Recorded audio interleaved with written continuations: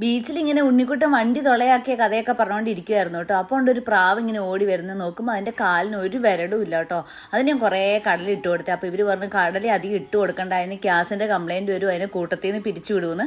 അതുകൊണ്ട് ഞാനത് നിർത്തി കിട്ടും. എന്നിട്ട് പോയിട്ട് ഒരു ഗോപി മഞ്ചൂരി വാങ്ങിച്ച് ഒരു 3 ദിവസത്തിൻ്റെ ഉറക്കെങ്കിലും ഉറങ്ങി കേട്ടോ. ആ ഗോപി മഞ്ചൂരി കുറേ നേരം അതിലെ നിരങ്ങി നടന്ന് ഒരു 10 വട്ടെങ്കിലും ചായ കുടിച്ചിട്ടുണ്ടാവും കേട്ടോ. പിന്നെ കുറേ നേരം ഉണ്ണിക്കുട്ടൻ വണ്ടി ഓടിച്ചതും തിരിച്ചതും കൊണ്ട് ഇടിച്ചതും ഒക്കെ ആയിട്ടുള്ള കഥകളൊക്കെ പറഞ്ഞ് കുറേ നേരം ചിരിച്ചു കേട്ടോ. മീഡിയക്കാരെല്ലാം ഉണ്ട് ഇതിലെ. അപ്പോൾ അവരുടെ മുന്നിൽ ഒന്ന് ഫോഴ്സ് ചെയ്തതാണ്. നമ്മളും ന്യൂസിലും ചാനലിലൊക്കെ വന്നിട്ടുണ്ടായിരുന്നു കേട്ടോ. നിങ്ങൾ നമ്മളെ കണ്ടോന്ന് അറിയത്തില്ല. അങ്ങനെ രാത്രി ആയിക്കൊണ്ടിരിക്കുകയാണ്. 12 മണി ആവുള്ളൂ ന്യൂ ഇയർ ആവാൻ വേണ്ടി. അത്രയും സമയം നമ്മൾ അവിടെ ആക്കണല്ലോ. അങ്ങനെ അങ്ങോട്ടും തട്ടി ഇങ്ങോട്ടും തട്ടി കുറേ നടന്ന് കുറേ ചായയും കുടിച്ച് കഥകളൊക്കെ പറഞ്ഞിങ്ങനെ ഇരുന്നു കേട്ടോ. നിങ്ങളൊക്കെ വന്നിട്ടുണ്ടായിരുന്നു ന്യൂ ഇയറിന് കോഴിക്കോട് ബീച്ചിൽ. ഞങ്ങളും ഉണ്ടായിരുന്നു കേട്ടോ അവിടെ.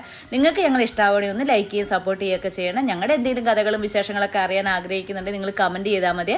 അങ്ങനെ നിൽക്കുന്ന സമയത്ത് ഒരു പെർഫ്യൂമിൻ്റെ ആൾക്കാർ അവരുടെ പരസ്യത്തിനായിട്ട് ഒരു പെർഫ്യൂം കൊണ്ട് തന്ന എല്ലാവർക്കും നല്ല സ്മെല്ലുണ്ടായിരുന്നു കേട്ടോ. നല്ല പരസ്യവും വേണമെങ്കിൽ കോൺടാക്ട് ചെയ്താൽ മതി എന്നൊക്കെ പറഞ്ഞിട്ട് പോവുകയും ചെയ്തു കേട്ടോ.